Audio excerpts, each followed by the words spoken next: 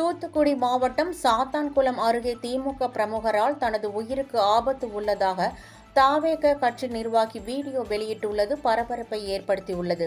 சாத்தான்குளம் அருகே பண்டாரஞ்செட்டிவிளை பகுதியைச் சேர்ந்த தமிழக வெற்றிக் கழக உறுப்பினரான சக்திவேலின் சகோதரி தனது கணவனை பிரிந்து வாழ்கிறார். இந்த நிலையில் இன்று காலை தனது சகோதரியுடன் அவரது கணவர் வாக்குவாதம் செய்துள்ளார். இதனை சக்திவேல் தட்டி கேட்டபோது அவரை தாக்கி கொலை மிரட்டல் விடுத்துள்ளார்.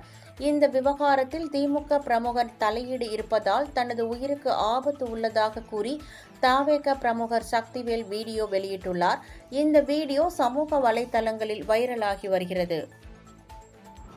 தற்பொழுது எனது உயிருக்கு பாதுகாப்பு அளிக்க வேண்டி சாத்தான்குளம் காவல் ஆய்வாளர் அவர்களுக்கும் மாவட்ட எஸ்பி அவர்களுக்கும் பரிந்துரை செய்கிறேன். எனக்கும் எனது குடும்பத்திற்கும் ஏதாவது நடந்தால் அதற்கு முழு பொறுப்பு மாவட்ட பிரதிநிதி எல். சரவணன் மற்றும் எனது அத்தான் ஐயம்பெருமாள் குடும்பத்தை சாரும். அதேபோல் எனது அக்காவிற்கும் அக்கா பிள்ளைங்களுக்கும் எனக்கும் என பிள்ளைகளுக்கும் ஏதாவது நேர்ந்தால் அதற்கு முழு பொறுப்பு எல். சரவணன் மாவட்ட பிரதிநிதி திமுக மாவட்ட பிரதிநிதியாக இருக்கும் எல். சரவணன் மற்றும் எனது அத்தான் ஐயம்பெருமாள் ஆகியோரை சாரும்.